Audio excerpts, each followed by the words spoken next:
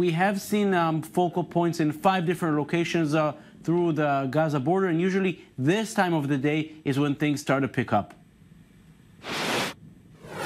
Correct, Jonathan. It's about now that things are expected to pick up a little bit. So far, it's been fairly quiet, though we have received reports of cases of injury inside the Gaza Strip. Let's maybe give you a look at what's going on here from our vantage point. We're the northern sector of the Gaza Strip. Over there on the Gazan side, you can see one of the major camps that has been erected. You can see thousands of people gathered just at this one location. We understand there are indeed several thousand gathered. You can see there's a large Palestinian flag that hasn't been there in the past that's been set up there.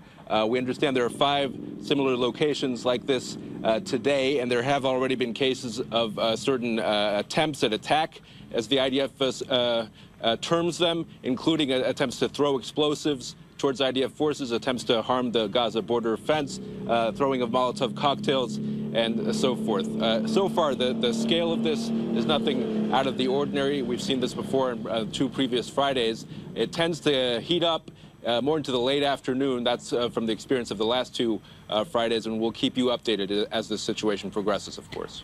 And we saw those images you showed us, Shai, of the various protesters. How about the instructions for Israeli soldiers? Because we know that in the first Friday of protest, that is 2 weeks ago, in which 16 Palestinians were killed, there were a lot of criticism about the Israeli soldiers maybe opening fire too soon.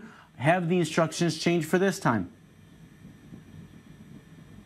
Right. We spoke to a senior IDF officer this morning who was briefing reporters, and he was asked about these kinds of points. Certainly, the Israeli military has come in for criticism because of certain disturbing footage that has emerged from the Gaza Strip.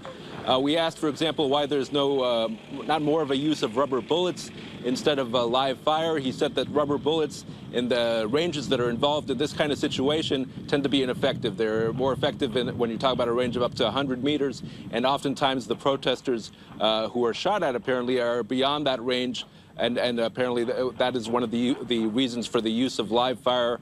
There's more of an emphasis, you could say, on live fire as opposed to rubber bullets. And indeed, this IDF officer did mention that the number of injured in previous weeks is in the hundreds in terms of people hit by live fire. In terms of deaths, we're talking about some 32, 33 deaths. 18 of those are members of different militant factions.